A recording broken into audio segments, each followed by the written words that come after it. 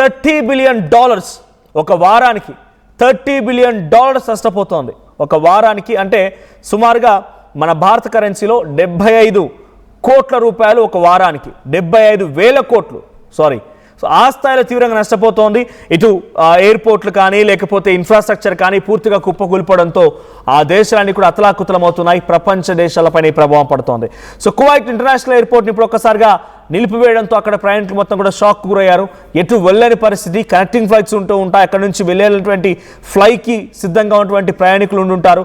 Runways దెబ్బతినిపోయాయి. సుమారుగా 6 విమానాలకి ఈ మంటలు వ్యాపించి అవి కూడా పాక్షికంగా దెబ్బతిన్నట్టు తెలుస్తోంది. సో కువైట్ ఎయిర్పోర్ట్ని ఇరాన్ దాడి చేయడంతో ఇప్పుడు దీని ప్రతీకార దాడిలో భాగంగా ఇజ్రాయెల్ కూడా కౌంటర్ అటాక్ ఇస్తూనే ఉంది.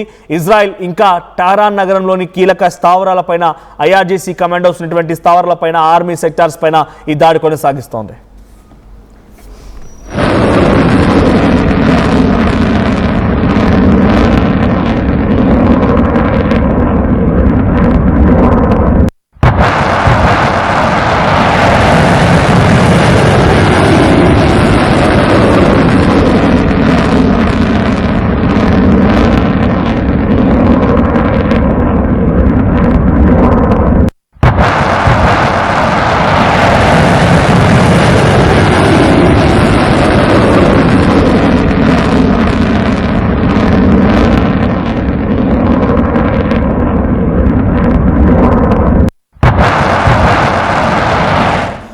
రైట్. సో ఇది కేవలం కువైట్ ఇంటర్నేషనల్ ఎయిర్పోర్ట్ పై దాడి చేసే సంఘటనకు సంబంధించి ఇజ్రాయెల్ కూడా రియాక్ట్ అయింది. సో ఇజ్రాయెల్ కథనం ఒకటి, టైమ్స్ ఆఫ్ ఇజ్రాయెల్ అనేటువంటి ఒక వెబ్సైట్లో నేను చూస్తున్న ఈ వార్త. So drones targeted a fuel tank at Kuwait international airport causing a fire but no casualties. So ఇప్పుడు ఎటువంటి క్యాజువాలిటీస్ లేవు. బట్ ఆ కువైట్ ఇంటర్నేషనల్ ఎయిర్పోర్ట్ దగ్గర ఫ్యూయల్ ట్యాంకర్ ఢీ కొట్టడంతో భారీగా మంటలు ఎగిసిపడ్డాయి. పక్కన ఉన్నటువంటి మరొక 6 విమానాలకు కూడా ఈ మంటలు వ్యాపించి అవి కూడా పూర్తిగా ధ్వంసమైనట్టుగా టైమ్స్ ఆఫ్ ఇజ్రాయెల్ కథనంలో వచ్చినటువంటి ఒక వార్త చెప్తున్నాను మీకు. At the same time emergency procedures were activated immediately. వెంటనే ఫైర్ సిబ్బంది అక్కడ చేరుకొని మంటలు ఆర్పే ప్రయత్నం చేశారు. కానీ ఆ లోపే జరగాల్సిన నష్టం జరిగిపోయింది.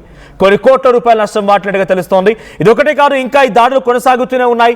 సో కువైట్ ఇంటర్నేషనల్ ఎయిర్పోర్ట్ పై జరిగినటువంటి దాడికి సంబంధించిన సంఘటనలో ఇప్పుడు ఇజ్రాయెల్ కూడా రియాక్ట్ అవ్వాల్సి వచ్చింది. ఇజ్రాయెల్ కూడా ఆ టెహరాన్ నగరం పైన భయంకరమైన దాడులు చేస్తోంది. టెహరాన్ ఉన్నటువంటి ఐఆర్జీసీ కమాండెంట్స్ ఉన్న చోట, ఆర్మీ వెపన్స్ ఉన్న చోట భయంకరమైన దాడులు కొనసాగుతున్నాయి. ఇందాక నేను చెప్పినట్టుగా ఒకసారి లాస్ విషయానికి వస్తే, కేవలం ఈ వార్ సమయంలో అక్కడ యుఎస్ ఎక్స్పెన్సెస్ అండ్ యుఎస్ కేవలం ఈ యుద్ధం సమయంలో ఖర్చు చేసిన డబ్బుల విషయాన్ని మనం మాట్లాడుకుంటే కనుక $180 బిలియన్ ఖర్చు చేసింది.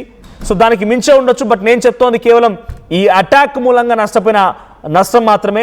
యుద్ధం కోసం వాళ్ళు మిసైల్స్ ఖర్చు చేసింది, వాళ్ళు అటాక్ చేయడంలో ఉపయోగించిన ఎయిర్ క్రాఫ్ట్లని, వాటికి సంబంధించి దగదు వేరే. కానీ కేవలం ఇన్ఫ్రాస్ట్రక్చర్ గురించి మాత్రమే $180 బిలియన్ డైరెక్ట్గా యుఎస్ నష్టపోతే ఇజ్రాయెల్ సుమారుగా 12 అంటే సుమారుగా $120 బిలియన్ నష్టపోయింది.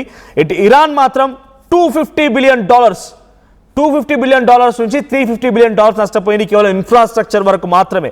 ఇంకా ఇది ఇంపాక్ట్ చూపిస్తోంది. ఇంకా ఈ దాడి కొనసాగితే ఇంకా యుద్ధం జరుగుతోంది కాబట్టి ఈ సంఖ్య మరింతగా రెట్టింపే అవకాశం ఉంది.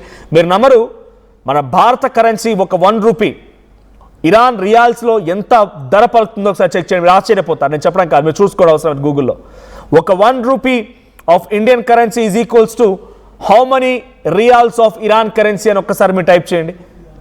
ఏ స్థాయిలో దాని భయంకరమైనటువంటి ఒక వాతావరణం ఉందో, ఆ కరెన్సీ ఏ స్థాయిలో పడిపోయిందో మీకు అర్థమవుతుంది. సో ఇంకా ఈ దాడులు కొనసాగుతున్నాయి. కువైట్ ఇంటర్నేషనల్ పై జరిగినటువంటి దాడికి ప్రతీకారంగా ఇటు ఇజ్రాయెల్ కూడా ఇరాన్ పైన చాలా భయంకరమైన దాడులు చేస్తూనే ఉంది.